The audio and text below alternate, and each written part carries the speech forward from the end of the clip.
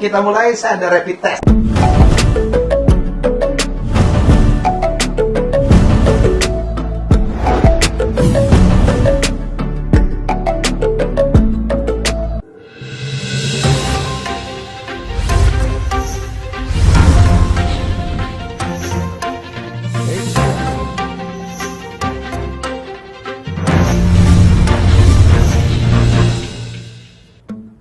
Ya, viewers, ini episode yang sangat istimewa, kita live karena yang kita bicarakan ini sangat penting. Tamu kita juga penting. Kita akan bicara tentang ASO. Ya, ASO, nggak banyak orang tahu. ASO itu apa sih? Salah satu pengertiannya, dan ini kita bahas, adalah analog switch off. Bahwa tanggal 2 November 2022, TV-TV analog akan dimatikan. Dan tamu saya adalah Ketua KPI Agung Supriyo. Manggil apa, beli itu apa? Mas Agung. Mas aja, iya. Apa kabar? Baik, baik. Wah, ini Ketua KPI yang paling milenial nih. saya nontonin Instagramnya, keren-keren ya. Iya. Bawa fotografer sendiri? Enggak, biasa aja sih. Kebetulan saya punya sekretaris dan asisten yang memang ya dia kerja di entertainment juga. Oke. Jadi mantan gitu. Jadi dia mampu melihat mana tuh yang bagus di mana. Ya gitu aja. Ketua KPI-nya ganteng sih, jadi dari seluruh angle tuh masuk-masuk aja gitu. Ya, puji Tuhan, alhamdulillah. Baik, Mas Agung, kita bicara tentang analog switch off. Ya. Banyak yang bertanya. Terangin dong, saya tadi udah bikin intro. Ya. ASO ini apa sih? ASO tadi betul kata Bang Helmi, analog switch off. Ya. Atau orang mengatakan kita migrasi dari analog ke digital. Nah, apa sih siaran analog dan apa sih siaran digital? Ya. Nah, ini harus kita jelaskan perbedaannya.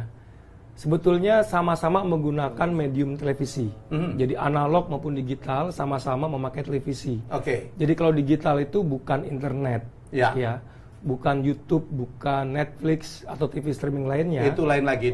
Itu media platform baru, ya. Atau media baru. Platform, ini ya. televisi. Tetap televisi, tapi sekarang digital. Nah, kalau siaran analog, kita menonton televisi, kalau nggak pakai antena yang tinggi banget atau kita nggak berlangganan, itu pasti burem. Burem, dan kemudian kita nggak nyaman karena berisik. Kadang-kala kayak ada interference gitu. Dan antenanya harus diarahin. Iya, kadang-kala kalau ada angin, ya antenanya harus kita naik. Dan stel. Nah, agar kelihatan jernih itu pun nggak bisa clear banget, nggak bisa jernih. Kalau digital? Nah, kalau digital nggak seperti itu. Tanpa kita memakai antena tinggi-tinggi, bahkan nggak perlu antena. Tidak perlu antena. Iya. Kemudian tanpa perlu kita berlangganan. Ya. Kalau kita kan sekarang berlangganan tuh. Hanya untuk mendapatkan konten free to air, nah ini, atau TV swasta kayak Indosiar, SCTV, Metro TV, TV One, saya sebut aja satu persatu ya, MNC, RCTI, Trans, Net, ya, RCTI atau GTV atau TVRI misalnya, itu kan free to air semua. Mestinya kan kita menonton secara jernih, secara bebas, gratis gitu, jernih, bisa dilihat gitu ya. Tetapi kita harus berlangganan dulu untuk mendapatkan konten itu. Ada yang 50.000, ada yang 100.000. Yang jelas kita mesti berbayar untuk mendapatkan konten yang jernih. Nah, ini kan aneh ya, lucu kalau buat saya pribadi sebagai Ketua KPI, kalau kita melihat Undang-Undang Dasar, itu kan jelas banget. Di pasal 28F dijelaskan bahwa informasi adalah hak asasi warga negara. Ya. Jadi setiap warga negara tanpa terkecuali harus mendapatkan informasi. Berdasarkan frekuensi itu ya? Iya, berdasarkan frekuensi. Nah, sekarang masa kita harus berbayar untuk mendapatkan informasi itu, kan gitu. Karena ini kan hak asasi. Jadi, kecuali yang free to air analog dulu ya? Ya, ini yang analog. Analog. Nah, oleh karena itu, dengan digital, tanpa berlangganan, kita dapat melihat tadi TV-TV free to air itu secara gratis dan dengan kualitas yang bagus, dengan jernih, tanpa gangguan, jernih, bersih, mungkin juga canggih ya, udah pastilah. Tapi tampilannya itu adalah jernih dan bersih, kualitasnya luar biasa. Sebenarnya TVRI udah melakukan siaran digital ya di beberapa lokasi ya. Jadi memang kalau dilihat TVRI yang pionirnya karena memang kan dibantu oleh pemerintah lewat APBN dan bantuan-bantuan dari Jepang dan beberapa negara begitu ya. Termasuk juga Kemkominfo membantunya lewat Bakti.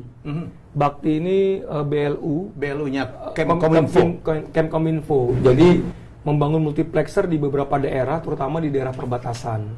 Nah, dengan MUX ya, MUX ini teknis banget istilahnya. Jadi MUX itu kayak ya alat sehingga bisa mentransmisikan siaran itu ke digital dan banyak banget kelebihannya dan bisa meringkas bahkan televisi nanti bisa semakin lama semakin banyak karena satu MUX itu bisa maksimal 12 kanal atau 12 televisi. Jadi kalau di Indonesia tadi kita sebut Indosiar, SCTV, MTEK, RCTI dan lain sebagainya, Trans, Net, Metro, itu kan jumlahnya itu totalnya ada 17. Jadi kalau satu MUX itu ada 12 kanal, kita hanya butuh 2 multiplexer. Udah selesai ya? Udah selesai. Sisanya bisa dipakai. Itu disebut dengan digital dividend itu ya? Artinya memang keuntungannya banyak. Kita tadi kan membahas hanya jernih dan bersih, canggih layar kaca. Ya kan, itu di layar kaca, masyarakat tanpa berlangganan, tanpa memasang antena tinggi sudah melihat free to air secara jernih, secara bagus. Nah, yang tadi kita sebut belakangan tentang digital dividend itu adalah bonus. Tapi kalau dibilang bonus sebetulnya orang memandang itu sebagai keuntungan utama sebetulnya. Kenapa? Karena disitulah internet, telekomunikasi.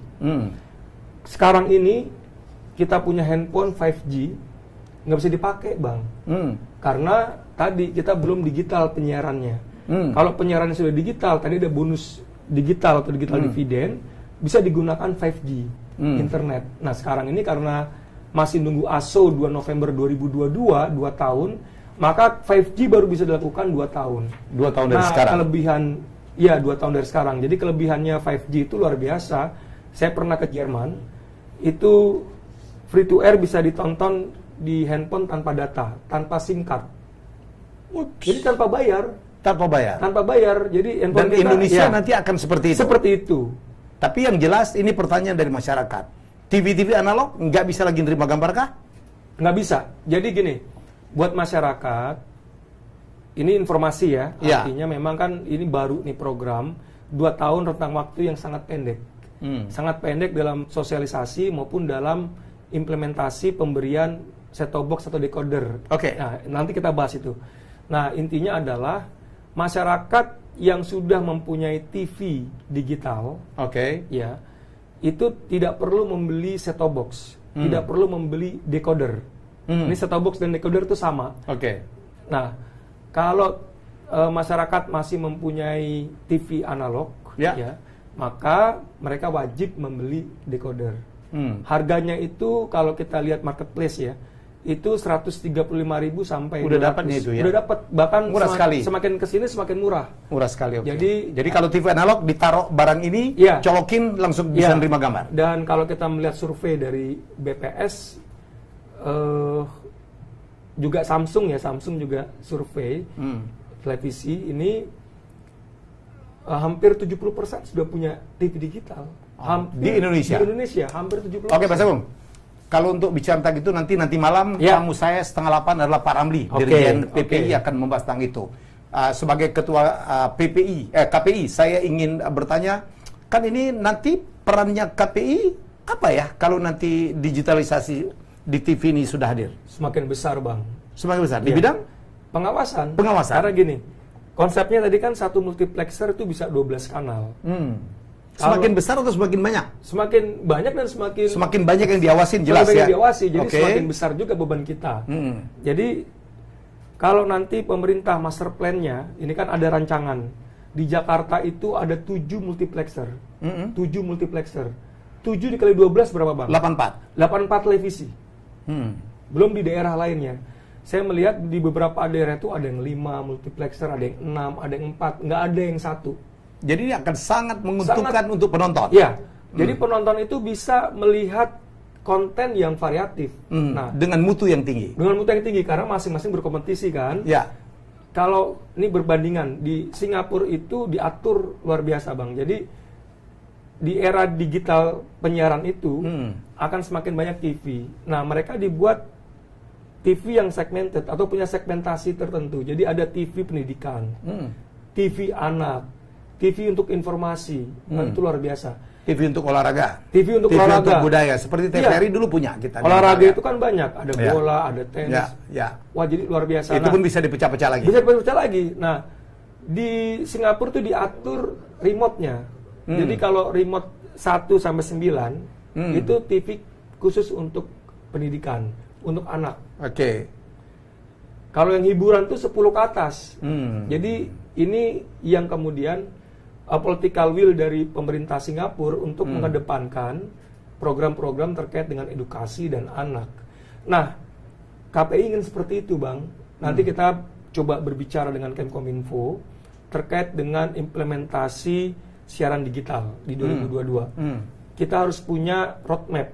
Roadmap bukan hanya roadmap tentang digital televisi, tapi juga terkait kontennya. Oke. Nah, kalau bisa, mereka yang punya izin baru terkait digital ini harus segmented. Jangan kemudian TV-nya sama semua. Dan nanti masyarakat jenuh, pasar juga jenuh, kan bahaya. Tapi kalau dia punya segmentasi masing-masing, itu genre masing-masing, ya. Pasar tersedia, ada pilihan pun tersedia, masyarakat juga diuntungkan. Mas Agung, kalau kita lihat KPI ini kan adanya di Undang-Undang Nomor 32 itu, yang tahun berapa itu? 2002. Nah, ini itu kan base-nya kan analog ya kan? Ya. Ya, dengan ada TV digital nih gimana nih? Apa yang menjadi dasar hukum dari wewenang atau tugas KPI? Kemarin kita diskusi dengan Kemkominfo dan Komisi 1 DPR ya, di Bali kebetulan, dan salah satu narasumber dari DPR itu Mas Dev Laksono dari Partai Golkar. Beliau mengatakan kan 2022 itu sudah digital, maka mau tidak mau Undang-Undang Penyiaran akan segera disahkan pada tahun 2021. Harus tuh ya? Harus. Kalau enggak konyol dong ya, KPI-nya menjadi tidak artinya berdasar. Mungkin kita nanti akan menakwilkan atau mentafsirkan ulang Undang-Undang 32, tapi kan ini sangat lemah ketika orang mengujinya di Mahkamah Konstitusi. Nah, oleh karena itu memang langkah yang paling realistis dan langkah yang paling tepat itu adalah membuat revisi. Dan jadi sebelum ASO, Undang-Undang Penyiaran baru udah harus ketok. Betul. Kan ini cukup lama nih terombang-ambing. Semua orang tahu ya. 10 tahun revisi lebih, udah puluhan tahun, belasan tahun ya. Mungkin sudah belasan tahun. Termasuk kakak saya yang jadi dubes itu kan pimpinan Komisi 1 ya. Tapi di zaman dia pun ini udah gonjang-ganjing. Tapi saya optimis, Bang. Ya. Sekarang ini komitmen dari Komisi 1 sangat luar biasa. Dan apalagi tentang digital ini kan yang bikin isu perdebatan terus udah dimasukkan ke dalam Undang-Undang Cipta Kerja. Jadi sudah tidak ada isu lagi sebetulnya. Tidak ada lagi tawar-menawar. Ya, tidak ada lagi hal yang krusial untuk dibahas, tidak ada lagi hal yang krusial untuk ditawar-menawarkan. Jadi langsung jalan. Jadi saya tuh optimis banget. Optimis? Ya. Ya, Undang-Undang Penyiaran ini yang ditunggu nih. Yes. Ya. Ini masuk ini nggak ya? Ada wacana dulu kan menggabungkan TVRI dan RRI atau UU RTRI. Lain lagi. Memang apa nggak sejalan aja tuh? Enggak juga. Saya nggak pernah ngebahas itu. Nggak pernah membahas itu. Yang jelas memang dulu sempat terdengar RTRI kan. Ya. Dan Radio Televisi Republik Indonesia ya. Dipisah. Nah, sekarang saya tidak tahu perkembangan itu.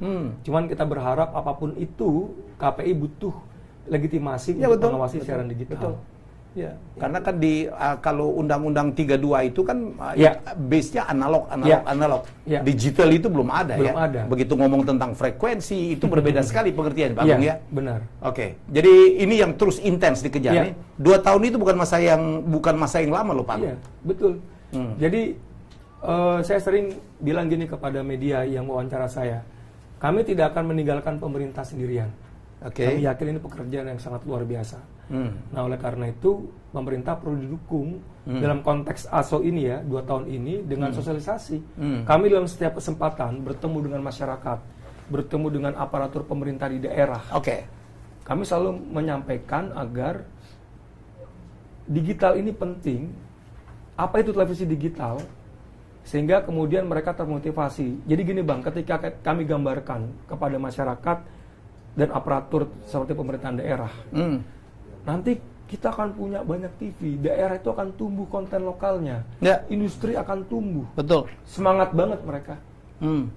Dan mereka kemudian bilang, Mas kalau gitu kita sosialisasi sendiri. Oke, minta bahan, saya kasih. Artinya memang,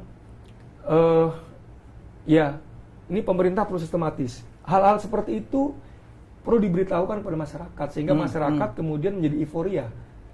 Nah, saya pernah mengusulkan kepada pemerintah agar membuat hitung mundur, countdown. Ini 2 November 2022. Kita hitung mundur supaya kemudian masyarakat tahu. Ya. Oh, sekarang sudah Tinggal 100 sekian. hari lagi Ya. misalnya. Nah, startnya itu Bang, hitung mundur dari 1 April 2021. Kenapa 1 April? Karena itu hari penyiaran nasional. Nah, kalau Pak Jokowi sebagai presiden berbicara, kita akan siaran digital di 2022. Oke. Kita hitung mundur dari sekarang. Dampaknya luar biasa. Oleh karena itu dalam forum Helmi Yahya Bicara, saya memohon dan meminta dengan sangat agar Pak Presiden memberikan statementnya pada tanggal 1 April 2022. Saya kira dampaknya Di-announce, luar biasa. diketok luar biasa ya. Wah, di-announce, diumumkan, diberitahu kepada masyarakat. Karena kan masyarakat perlu sosialisasi. Iya. Mempersiapkan, bukan saja pemerintah mempersiapkan infrastruktur, Ya. bukan saja ekosistem, tapi masyarakat pun ya. Betul. Bahwa mereka harus bersiap-siap, Ya. harus tahu betul, jangan lagi ada pikiran, waduh, TV analog kita buang nih. Ya. Ternyata tidak. Tidak. Terutama untuk daerah-daerah yang dulu belum Ada yang terjangkau bilang digital. begini, Bang. Ada yang bilang begini. Nanti kalau kita digital bayar dong per bulan. Enggak, justru enggak bayar. Justru enggak. Di daerah itu kan Bang, kalau menangkap free to air enggak jelas. Enggak. Dulu clear. kan biasanya kan ada penyelenggara TV-TV berbayar lagi di lokal-lokal ya. Itu berbayar kan, Ya. lokal itu. Saya bilang nggak berbayar. Jadi sekarang Anda cukup membeli set-top box, Ya. itu gratis. Satu kali, maksudnya satu kali bisa seumur hidup dipakai. Seumur hidup. Tidak perlu berlangganan 1 bulan. Bahkan Dan pemerintah akan melakukan iya, juga pemerintah juga memberikan subsidi kepada rumah tangga yang tidak mampu. akan membagi-bagikan Jelas. set-top box juga ya. Saya bayangkan Bang, kalau Pak Jokowi, Presiden Republik Indonesia, memberikan set-top box, wah keren. Dulu kan memberikan sertifikat tanah, Iya. sekarang memberikan set-top box. Toh harganya cuma segitu. Tanda bahwa kita akan memulai abad digital. 5G, televisi digital. Dan bisa mendukung visi beliau tentang digital ekonomi. Iya, dan tol langit Bang. Dulu kan kampanye Ya, tol langit. tol langit ya. Setelah tol laut, tol langit. Iya, betul, dia. inilah. Gong, ini kan dulu kita bicara undang-undang penyiaran. Ya. Kenapa tidak diketok-ketok? Karena ada ulur tarik di antara ekosistem, di antara pemain-pemain dalam industri televisi. Ini Ya. gimana? Sudah siapkah ekosistem, terutama para pelaku-pelaku pemilik media untuk menyambut analog switch off? Saya ingin melihat secara teori dulu nih Bang. Jadi memang dalam pembuatan kebijakan atau undang-undang, beberapa pihak terlibat.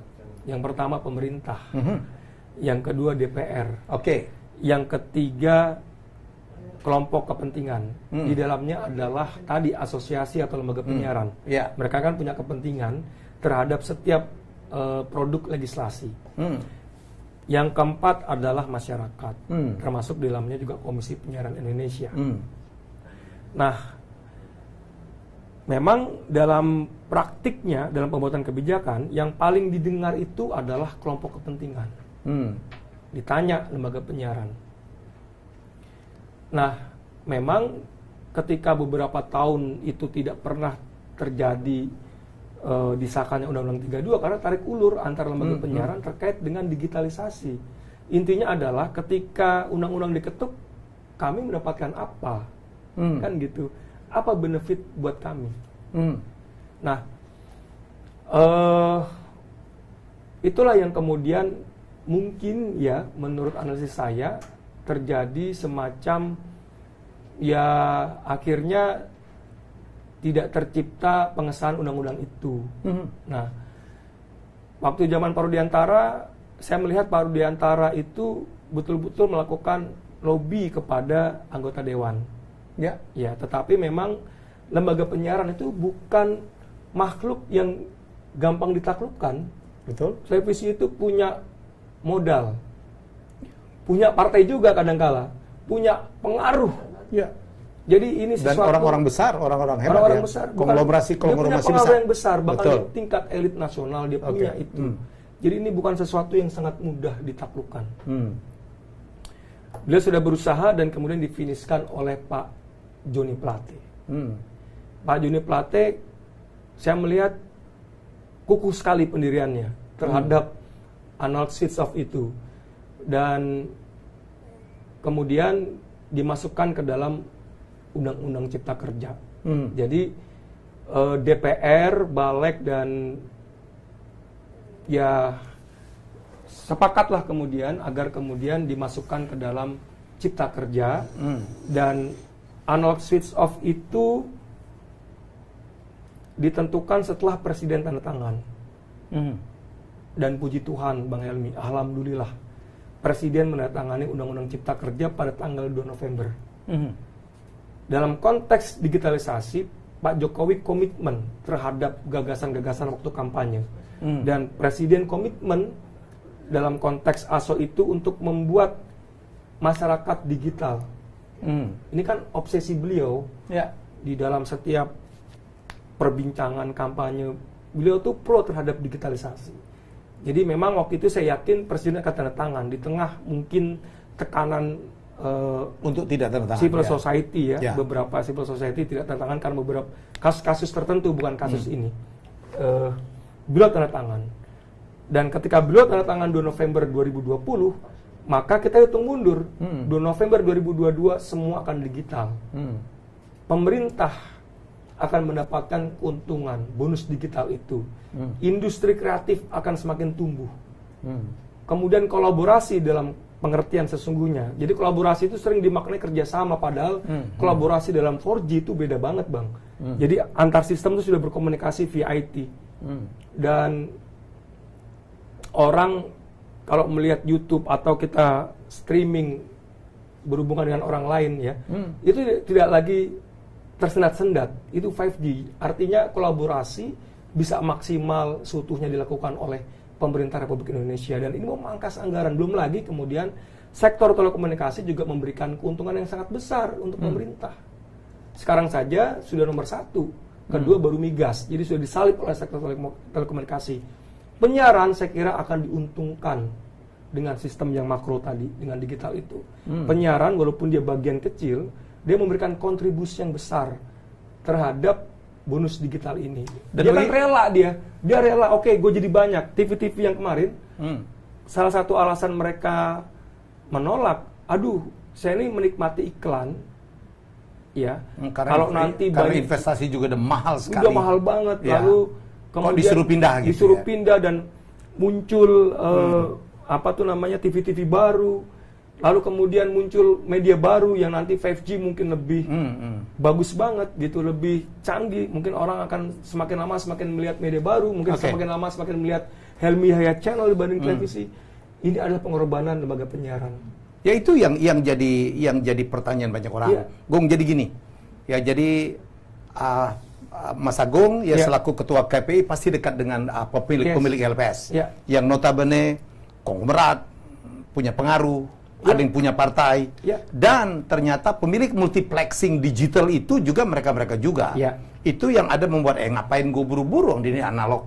Apa secara ekonomi masih bagus banget, iklan masih ada, dan investasi dulu besar sekali, sehingga itu yang katanya menghambat atau membuat ngapain buru-buru kita masuk digital.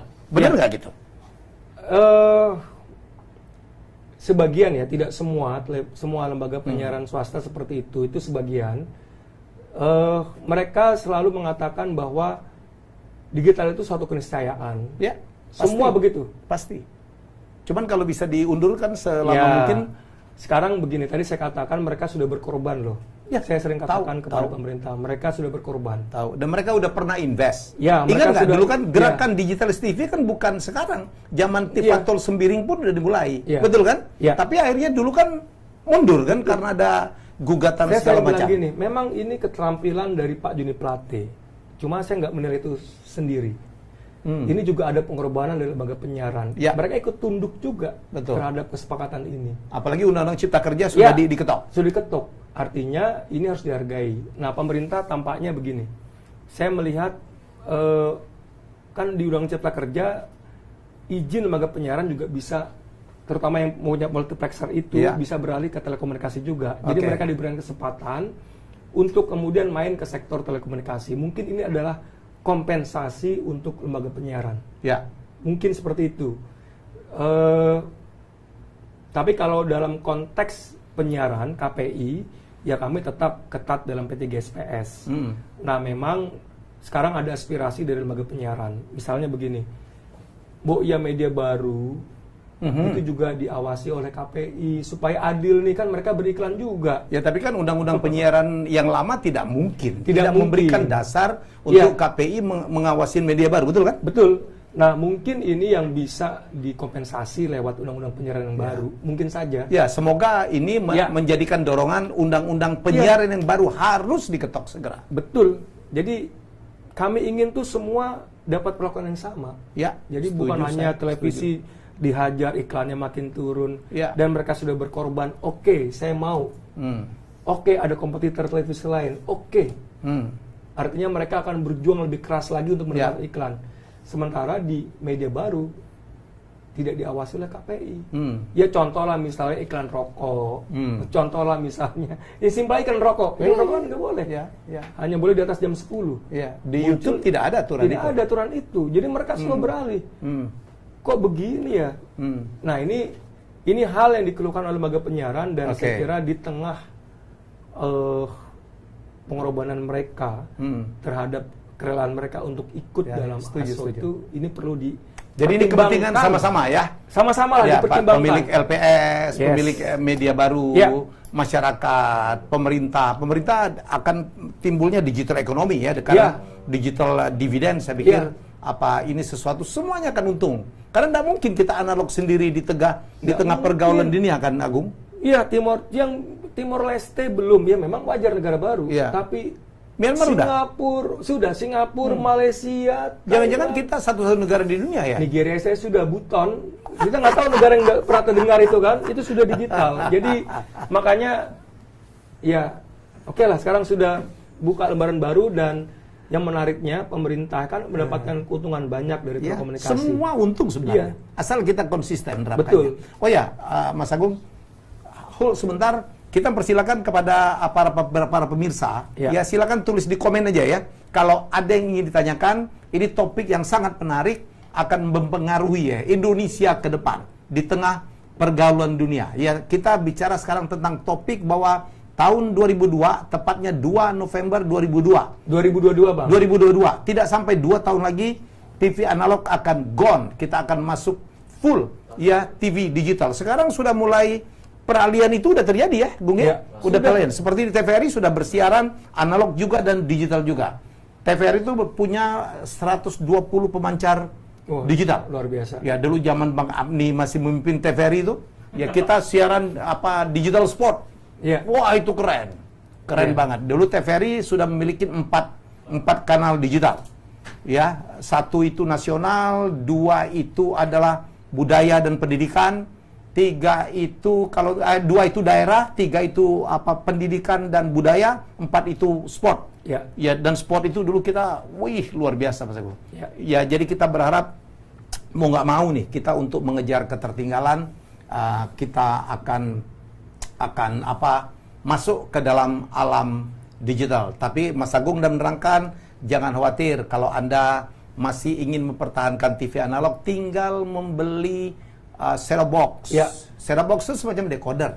Harganya nggak sampai 150.000 kan? Nggak sampai, makin kesini makin murah. Jadi buat pemirsa, buat penonton Helmi Yahya Channel, Helmi Yahya Bicara, yang pertama coba cek TV Anda. Kalau TV Anda sudah digital tuh ada bacaannya. Udah aman itu ya? Sudah aman. Ada bacaannya kok. Dan kalau TV Anda masih analog, itu cukup membeli set-top box atau decoder. Bisa ke marketplace. Gak usah sebut lah. Iya, saya sebut aja, ada Bukalapak, Tokopedia, ada semua. Apalagi Shopee. Semuanya lah saya sebut. Lazada dan seterusnya, itu silakan teman-teman bisa membeli. Nanti ketika membeli, dikoneksikan dengan kabel, itu bisa melihat televisi dengan lebih jernih. televisi digital juga bisa, sudah banyak kok itu kanalnya, walaupun Oh tidak iya, semua. lembaga penyiaran swasta dan TV-TV lokal. TV-TV lokal sudah banyak karena izin untuk siaran analog itu sudah tidak ada. Ya. Ya, jadi TV lokal itu rata-rata TV digital, Mas Agung. Betul. Betul. Oh, aduh. Luar biasa kan? Jadi masyarakat mungkin belum tahu ya. Ini saya beritahu sebagai ketua KPI, silakan Anda cek televisi Anda. Kalau belum digital, beli decoder set-top box. Dan untuk daerah-daerah yang remote, untuk daerah-daerah, dan ini untuk kepada masyarakat yang mungkin mengalami kesulitan untuk membeli set-top box pun, pemerintah rencananya akan membagikan ya bersama LPS. Ya. LPS itu lembaga penyiaran swasta. Saya dengar lebih dari 15 juta decoder akan dibagikan ya, kepada rumah tangga Indonesia di daerah-daerah yang dulu belum digital. Iya, jadi rumah tangga yang dianggap tidak mampu ya membeli set-top box, pemerintah akan memberikan subsidi. Nah, ini nanti biar pemerintah yang menjelaskan. Ya, yang nanti jelas, bagian Pak Diryan. Ya, nanti ini malam. rencana government. Kami concern terhadap sosialisasi. Betul. Jadi seperti saya katakan ke banyak media, kami tidak akan pernah meninggalkan pemerintah sendirian. Kami akan mensupport dalam konteks sosialisasi. Oke, tadi kita ngomong tentang digital dividen kayak dividen perusahaan aja. Mas Agung barangkali berkenan menerangkan digital dividen itu apa sih? Jadi gini pemirsa, jadi digital dividen itu adalah keuntungan atau bonus ketika kita migrasi dari analog ke digital. Jadi siaran TV analog migrasi ke digital. Nah, frekuensinya kalau kita pindah ke digital itu jadi hemat.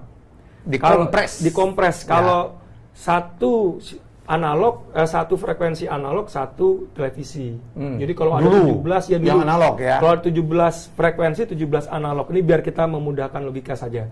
Nah, sekarang kalau satu frekuensi di digital bisa 12. Nah, dipres sedemikian rupa, sisanya ini adalah bonus digital yang dipakai untuk internet. Broadband. Untuk broadband. Jadi broadcast dan broadband itu ya inilah beririsan.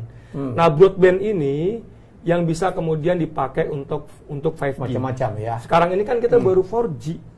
Dan kita punya handphone 5G nggak bisa dipakai. Ya. Jadi nanti kalau 2 November 2022 kita akan 5G, dan saya sih berharap nih Bang Helmi dan teman-teman, harga data bisa menjadi lebih proporsional, lebih murah maksudnya. Lebih murah. Harga data. Ya, harus. Jadi nanti industri kreatif akan muncul, orang mengakses informasi lewat internet luar biasa. Pokoknya 2 November 2022 luar biasa. Dan saya tekankan lagi, ini Pemkominfo luar biasa, Bang. Luar biasa sebagai pemimpin dalam sektor telekomunikasi dan informasi. Dan bagaimana kemudian mereka memajukan Undang-Undang Cipta Kerja ASO. Yang kedua, DPR juga luar biasa. Yang ketiga, lembaga penyiaran juga luar biasa. Ya. Mereka berkorban untuk terciptanya analog switch off ini.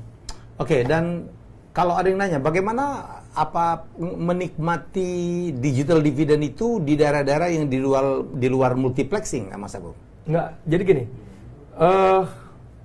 Sekarang kan banyak blank spot, Bang. Ya.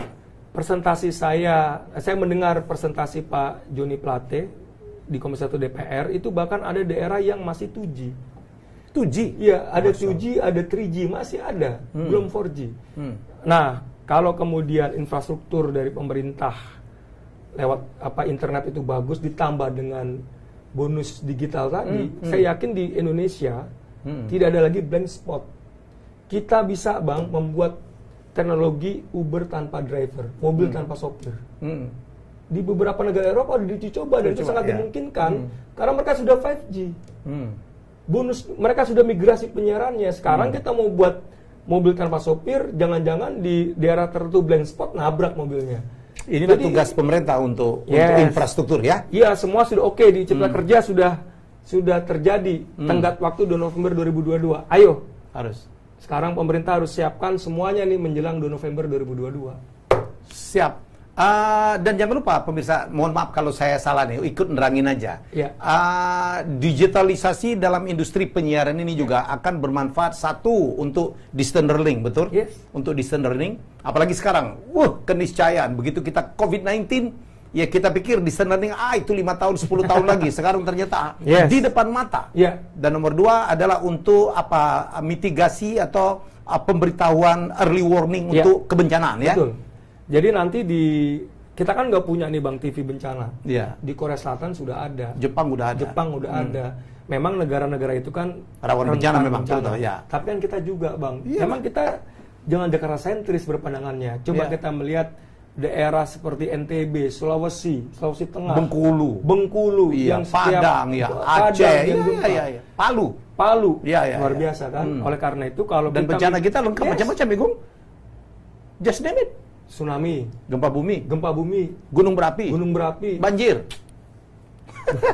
Luar biasa ya. Jadi kita oleh karena itu harus ada early warning system, dan itu sangat dimungkinkan kalau kita migrasi ke digital. Oke. Udah komplit banget nih. Memang paket komplit kalau kita migrasi, Bang. Jadi artinya sudah tidak ada alasan kita menunda-nunda pelaksanaan digitalisasi dalam industri televisi, ya. Sekarang tergantung pemerintah. Bola di pemerintah. Lembaga penyiaran sudah oke. Sekarang tadi sudah berkorban. Pak Juni Plate sudah memulai dengan bagus nih. Dan bagus, Bang. Luar biasa. Dia berani melakukan inisiatif untuk Undang-Undang Cipta Kerja. Komisi 1 juga luar biasa di RI.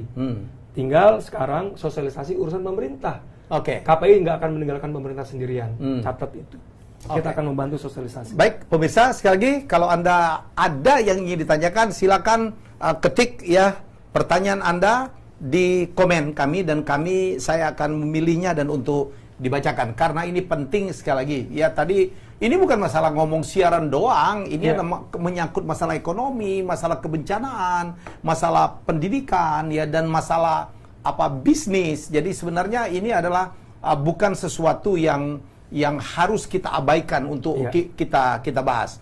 Apalagi sekarang tetangga-tetangga kita udah digital semua, Gung, ya? Iya. Oke, ada pertanyaan nih dari pemirsa. Bola diacak nggak? Nggak. Jadi gini, ya. Kalau dulu kan kita bola itu biasanya dibeli oleh stasiun TV swasta. Iya. Ya. Nah, kita kan nonton biasanya. Dulu dibeli TVRI juga kali. Iya, di TVRI juga. Ini taruhlah sebelum TVRI melakukan experience itu.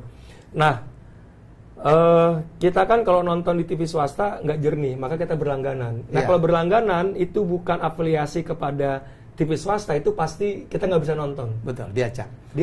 Karena ini pemirsa, saya tambahin ya, menyangkut right juga, ya. Iya, menyangkut right waktu juga. Kita membeli dengan penjual right itu, ada kayak dulu TVRI waktu mendapatkan Liga Inggris kita hanya FTA, hanya free to air. Jadi kalau Anda nonton TVRI melalui parabola nggak bisa, karena right TVRI waktu itu hanya free to air. Tapi sekarang dengan digital ini, dengan digital, ketika orang sudah membeli set-top box atau TV-nya TV digital, maka nggak bisa diacak, karena memang itu pertama secara jernih kita bisa nonton, dan secara right juga nggak bermasalah kan, bisa ditonton. Jadi kalau kita pindah ke digital, ibu bapak tidak perlu berlangganan, sudah bisa melihat siaran bola yang disiarkan secara langsung di TV-TV swasta.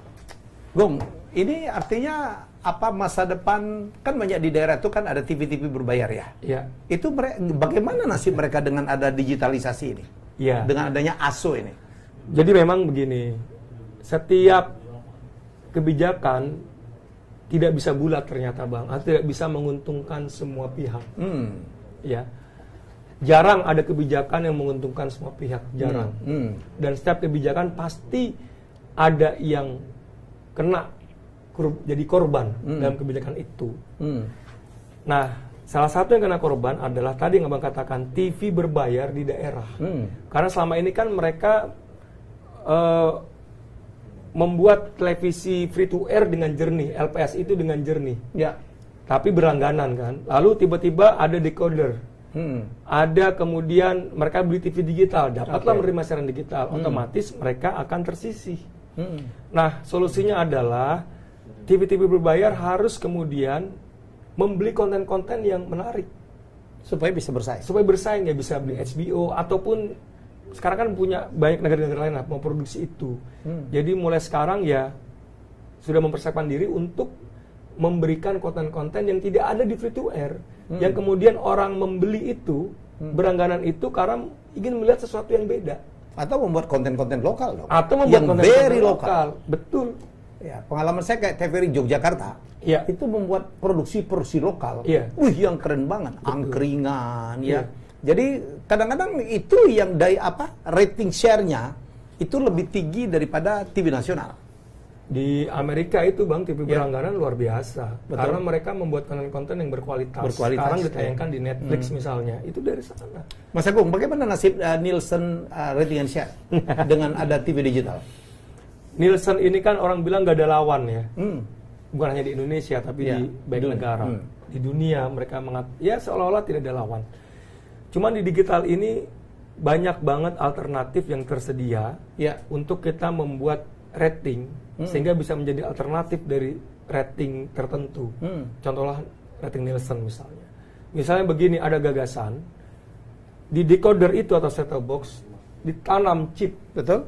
yang kemudian dari situ bisa Connect ya langsung? connect ke pusat, Dan kita langsung tahu ya? bisa tahu Real time, real count. bisa. Ya Nielsen, mohon maaf ya, kadang-kadang orang mempertanyakan benar apa enggak, karena mereka adalah based on sampling Ya, dan tidak bisa disurvei, tidak Iya. bisa diaudit. betul. Nah, di undang-undang penyiaran yang baru, Bang Helmi, Bagaimana amanatnya? ya KPI akan punya kewenangan untuk mengaudit rating. Mengaudit rating. Mengaudit rating. Jadi kita akan bisa mengaudit bukan hanya Nielsen, Ya. lembaga rating lain yang akan tumbuh nanti di bukan digital. auditnya gampang sekali, karena kan real time, real count, karena kan Iya. semuanya kuantitatif kan. Betul. Kayak penonton YouTube saya, Betul. orang tahu berapa yang nonton, Ya, berapa tapi menit. kan sekarang nggak bisa diaudit. Tapi bisa dibuka. Ya, sekarang dan- nggak ada kewenangan. Jadi gini, Nanti KPI punya wewenang untuk meminta itu. ini Oke. ada yang bercanda begini, tapi masuk akal juga bercandanya. Ada dua lembaga yang super body di Indonesia. Apa itu? Dulu pertama KPK, Nomor 2. Nielsen. Sekarang KPK nggak punya super body, ada Dewan Pengawas. Oke. Sekarang yang super body cuma satu, Nielsen. Setuju saya. Ah, Udah ada dialog dengan teman-teman Nielsen? dialog sih sering, Ya. Bagaimanapun kan hanya mereka yang punya rating, sehingga kita pun mau tidak mau mengacu pada mereka untuk melihat misalnya tayangan mana yang banyak diminati oleh penonton. Apalagi kita punya semacam obsesi, Bang. Program siaran yang ratingnya tinggi, kualitasnya harus bagus. Ya. Kan sekarang ini yang ada adalah ratingnya tinggi, kualitasnya drop. Tidak sesuai P3SPS maksudnya. Betul. Jadi kami ingin ke depan tayangan itu sesuai P3SPS dan ratingnya tinggi, nggak pernah ada sanksi. nggak Itu pernah idealnya, ada- ya. Itu idealnya.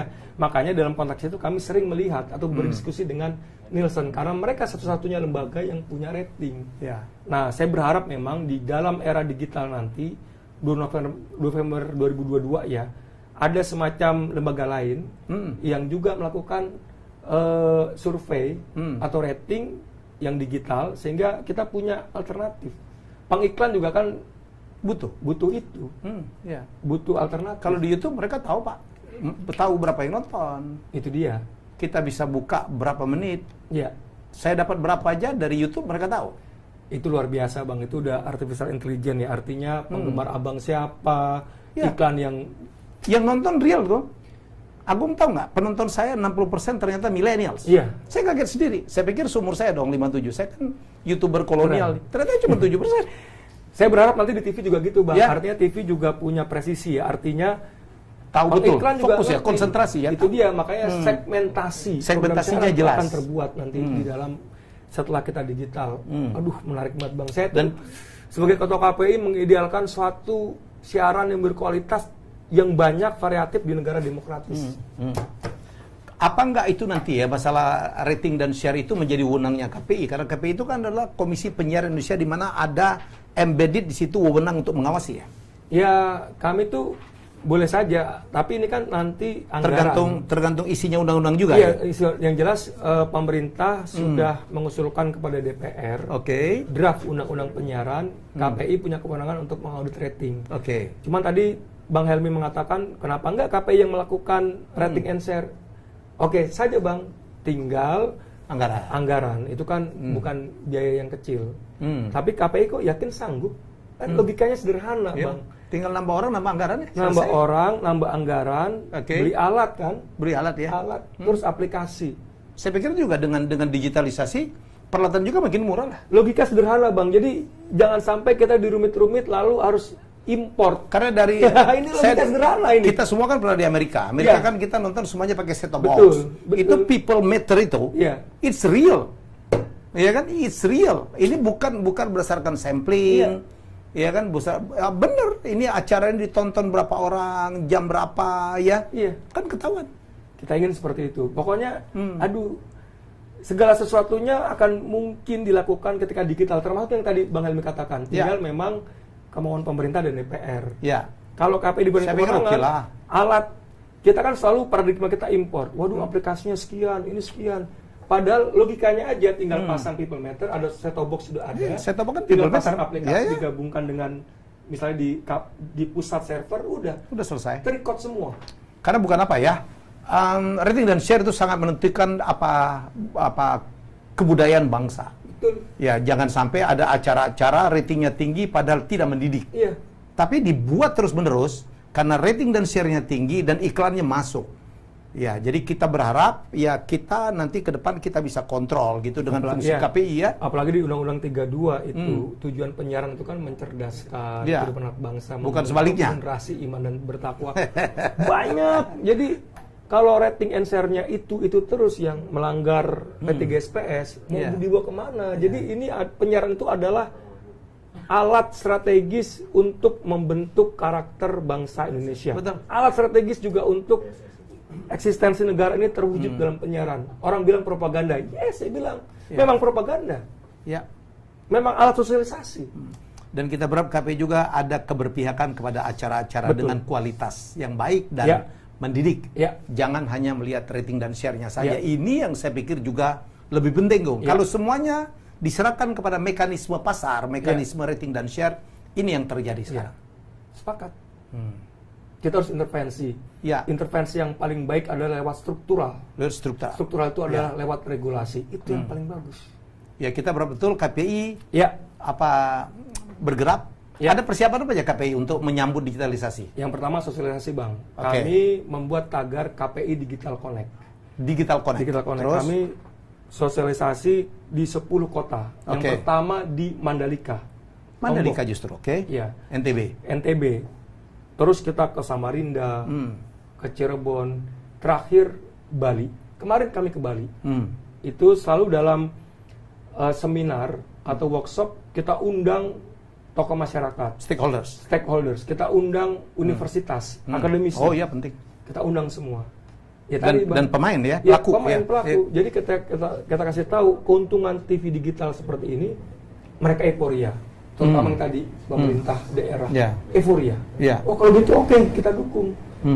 Terus ketika kita berikan tentang internet, ada kebutuhan masyarakat untuk 5G, tidak ada blank spot. Orang-orang milenial yang kita undang, happy dong. Happy, mendukung. Apalagi ketua KPI-nya milenial banget. Nah terus begini, yang uniknya adalah memang ketika kami sosialisasi, kan kami lakukan survei dari 10 warga di kota kita tanya, Anda tahu nggak sih siaran televisi digital? Dari 10 yang kita tanya hanya 2 yang tahu, Bang. Yang tahu. Hanya 2 yang tahu. Yang tahu persis. Yang tahu persis. Nah artinya memang ini tugas berat pemerintah dan KPI untuk sosialisasi. Iya, sosialisasi. Iya, peralihan ini penting ya. Penting banget. Tanpa sosialisasi, udah. Pokoknya gini, ini juga menarik Bang, Pak Plate bilang begini, Menteri Kominfo ya Pak Joni. Kemarin di Bali, informasi itu kan hak asasi warga negara. Jangan sampai ketika kita beralih 2 November 2022, ada rumah tangga yang nggak bisa nonton TV. Hak mereka tercerabut dong. Nah, pemerintah nggak mau itu. Saya berikan acungan jempol buat Joni Plate. Artinya dia berusaha memenuhi hak asasi warga negara. Undang-undang pasal 32 itu? Iya. Undang-undang pasal 28 Undang-Undang 45, kalau di kita Undang-Undang 32 itu menjamin informasi yang layak. Ini pasal 28 benar. Ya, oke. Kalau kita menjamin informasi yang layak dan benar. Luar biasa juga tugas kita itu. Nah, itu artinya begini, artinya pemerintah sangat concern untuk melakukan sosialisasi. Tanpa sosialisasi yang masif, saya sih nggak yakin kalau kemudian proses transisi ini dilewati dengan Ya. mulus. Kuncinya adalah sosialisasi. Ya, itulah juga maksud dari acara ini diadakan. Ya. Ya, jadi itu yang kita berharap, konsistensi pemerintah. Ya. Ya, KPI dan para stakeholders mempersiapkan Indonesia agar mulus gitu masuk ke dalam era digitalisasi penyiaran. Ya. Kita berdoa undang-undang penyiaran yang baru cepat diketuk. Ya. Amin. Kita berdoa dukungan seluruh stakeholder. Ya, betul ya. Ya, jadi kita berharap betul bahwa Indonesia akan menjadi sama dengan negara-negara di dunia. Bayangkan sebuah negara besar, nomor 4 terbesar di dunia penduduknya, dan dulu kita dianggap pionir dalam dunia digitalisasi penyiaran. Kok kita sampai sekarang nggak ketuk-ketuk tuh? Thailand, Bang, itu meniru Indonesia. Ya, dia belajar dari kita. Belajar awalnya. dari kita. Malaysia justru dia digital duluan. ya. Jadi, Kalau saya waktu masih menjadi dirut TVRI dalam konferensi ABU terakhir, kita tuh cuma beri duduk dengan Myanmar, karena Myanmar itu sama kayak kita. Sekarang kalau Myanmar udah digital juga, malunya gitu. Kata orang Medan, malu nyawa. Malu nyawa. Oke, saya pikir terima kasih Mas Agung. Ya, jadi terima kasih udah jadi tamu saya. Ya. Saya doakan tetap sehat, keliling tetap di swab di rapid terus ya. Ya, doakan kami semua tetap sehat, Bang. Sehat ya, itu yang penting. Dan masyarakat ini kan pemerintah sudah membuat vaksin ya. Ya. Mengimpor vaksin, dan kami berharap tahun depan semoga semua bisa berubah. Ya. Pandemi bisa dituntaskan dan kita bisa melakukan sosialisasi dengan mungkin lebih masif dengan cara yang saya kira seperti biasanya lah. Ya. Dan masyarakat jangan khawatir, kalau kita beralih ke TV digital, siaran akan semakin menarik, semakin banyak, semakin berkualitas, banyak pilihan, dan membuat kita nyaman. Kalaupun harus bekerja dari rumah, belajar dari rumah, ada tontonan dari televisi yang variatif, dan ingat, diawasi oleh KPI. Jadi ibu dan bapak sudah tidak perlu susah payah mengontrol anaknya karena sudah ada KPI. Ya. Itu dia. Yes. Tinggal tugas pemerintah memperkuat infrastruktur supaya hampir seluruh warga negara Indonesia menikmati TV digital lengkap dengan dividen-dividennya, broadband dan sebagainya. Jadi itulah cita-cita kita yang kita tunggu-tunggu ya. Undang-Undang Dasar 45 mencerdaskan kehidupan bangsa, membuat masyarakat adil dan makmur. Semua ada di situ. Ada di digital. Tol langit ada digital. Televisi yang semakin banyak berkualitas ada digital. Teknologi ada digital. Begitu tergantung kita kepada digitalisasi. Baik, terima kasih. Demikianlah siaran langsung kami dalam rangka sosialisasi ya. Penting ini supaya masyarakat seluruh Indonesia tahu. Kita sekarang live, tentu saja Anda bisa ulang-ulang menonton jika Anda memerlukan. Penjelasan yang sangat luar biasa dari Ketua KPI, Mas Agung Supriyo, tentang ASO atau analog switch off, tentang seberapa siap kita memasuki derajat dan apa manfaat kalau kita memasuki TV digital tahun 2022 tanggal 2 November tepatnya, sebagai implikasi dari sudah diketuknya Undang-Undang Cipta Kerja. Mas Agung, terima kasih ya, sukses dan sehat. Siap. Ya, kita jumpa lagi, jangan lupa ya, nanti malam 7:30 saya akan bicara dengan Dirjen PPI.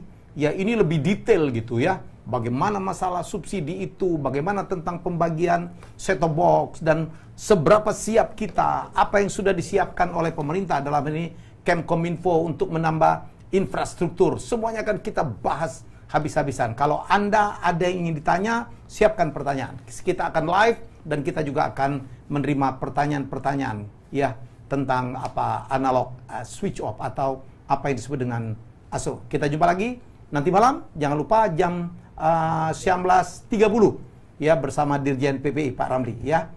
Dan sekali lagi ya terima kasih atas waktunya, 45 menit kita sudah sama-sama ya. See you nanti malam. Bye bye. Keren. Diminum habis. Sebelum kita mulai saya ada rapid test.